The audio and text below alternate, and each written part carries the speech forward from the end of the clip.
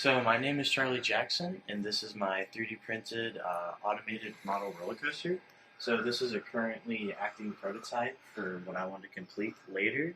So it's designed to have numerous block zones, which will allow multi-train operations.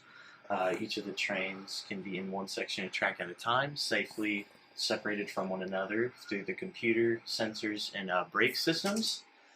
So the train will exit the station. It'll go up the elevator lift. Where at the top of the elevator lift, it will be released at the right point on the track. Where then the rest of it can go through this circuit, and then so that's where it'll be eventually automated to allow multiple trains operating.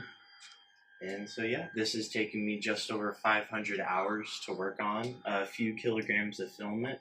It is powered by two or just one Arduino board, a few stepper motors, and servos.